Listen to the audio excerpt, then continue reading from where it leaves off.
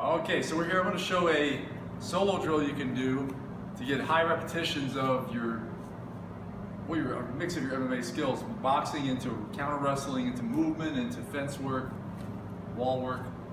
But before I go into that, I want to talk a little bit about just the idea of solo training. Often it's the stuff you do in solo training that sets you apart from other fighters or other grapplers. The amount of time you're willing to spend drilling over and over again, not only developing more conditioning, but just refining your skill. It's where you do it automatically without thinking about it. There's a story about Dan Gable, legendary wrestler, who he would wrestle with the guys back in high school, wrestle with the guys in his weight class and on the team, and then he'd wrestle with the heavier wrestlers, and then they'd all go home, and he'd stay and do drills on the mat until the janitor came in and said they had to close up the gym and the school, and then he'd leave, go home, and continue doing drills at home on this ratty old mat that he had in his parents' basement.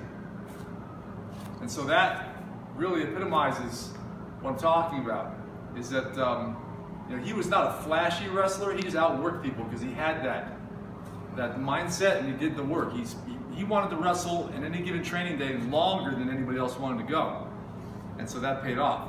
And that definitely pays off in MMA as well. You don't always have sparring partners or drilling partners, but you've always got a mat. The mat never goes home. It never gets tired of you. The wrestling dummy, there's always work you can do. It's just a matter of being motivated. So here's the drill. On each of these 8 circles, I circle jabbing and setting up a combination. So I'm on southpaw, so I'm going to circle to the right. So I'm jabbing, jab. Once I go 90 degrees, I finish a combination, and then I sprawl. Okay?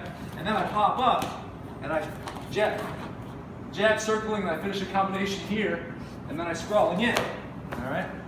And then I pop up again, jab, cross. I throw a combination, I sprawl. Okay? So that's my 4th sprawl. Well, actually, no, this is my 4th one coming up. Come back to the place I started.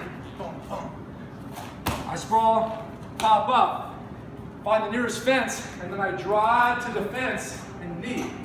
Push off the fence, go to the next circle, and then repeat. Circling with your jab, ready to sprawl, pop up, circle again. Every 90 degrees you do one, and then drive to the fence. You're doing a total of 32 sprawls, well over 200 punches. Lots of movement, lots of legs.